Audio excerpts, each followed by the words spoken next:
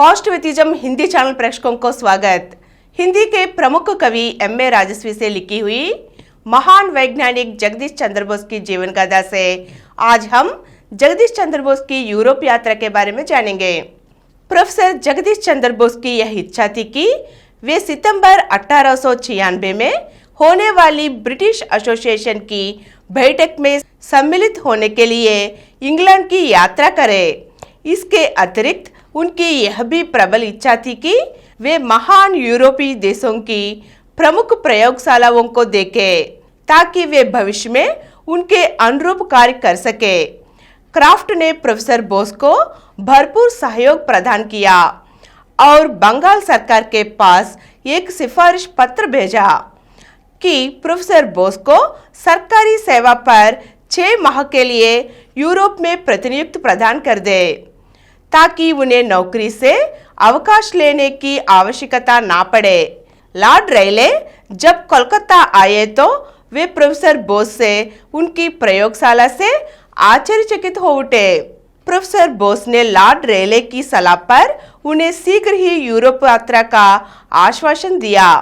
Lord रेले ने craft के सामने प्रोफेसर बसु की वैज्ञानिक प्रतिभा की सराहना करते हुए कहा कि ब्रिटिश उच्चाधिकारियों को प्रोफेसर बोस जैसी उत्कृष्ट प्रतिभा का सम्मान करते हुए उनके साथ भरपूर सहयोग करना चाहिए। इसके पश्चात ही क्राफ्ट ने मैकेंजी से प्रोफेसर बोस की जोरदार सिफारिश की और इन दोनों के समन्वित सहयोग के आधार पर उन्हें प्रथम वैज्ञानिक मिशन पर विदेश जाने की सरकार से अनुमति मिल सकी। 7 सितंबर 1896 को लॉर्ड रेले ने प्रोफेसर बोस को एक पत्र लिखकर उन्हें इंग्लैंड आने के उनके वचन की याद दिलाई। उन्होंने पत्र में लिखा, मैं आशा करता हूं कि आपने इंग्लैंड आने का जो वचन दिया था उसे अवश्य पूरा करेंगे। लॉर्ड रेले वास्तव में एक विशाल हृदय के महान व्यक्ति थे।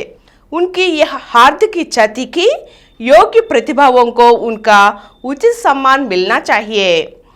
प्रोफेसर बोस में उन्हें प्रतिभा की वह झलक दिखाई पड़ी थी जो किसी विरले व्यक्तित्व में ही पाई जाती है।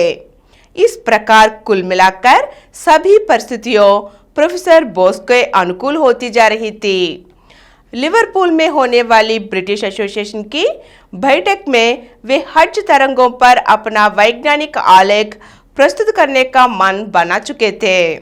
इसके साथ ही वे यूरोप के कुछ प्रमुख वैज्ञानिकों की प्रयोगशालाओं को देखने और समझने की भी इच्छा रखते थे ताकि उनके आधार पर वे भारत में अपनी एक उच्च कोटि की सक्षम प्रयोगशाला का निर्माण कर सके।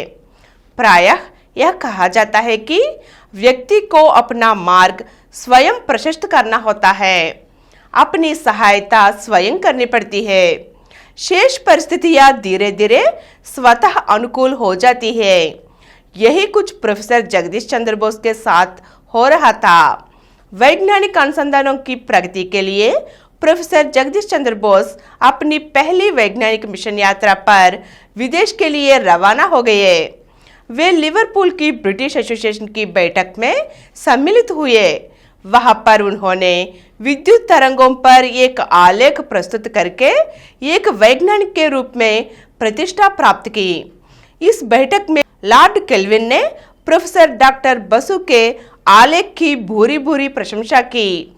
उन्होंने कहा कि प्रोफेसर डॉक्टर बोस का आलेख यह विद्यमान वैज्ञानिकों के विचारों के अनुरूप है।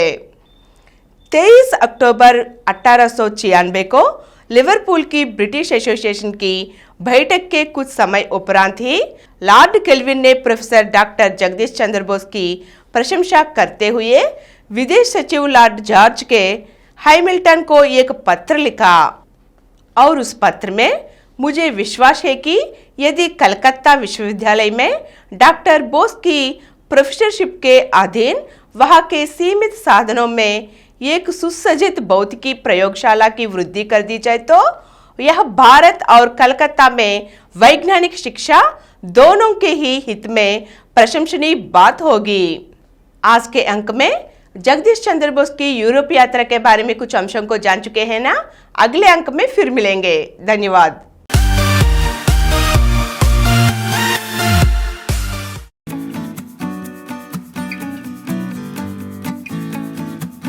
और कुछ वीडियो के लिए कृपया हमारे चैनल को सब्सक्राइब कीजिए और नीचे हुए घंटे के निशान पर दबाइए। Please download Samaram multi-channel app and watch your favorite channels from your mobile. App available on Google Play Store and subscribe to the channels.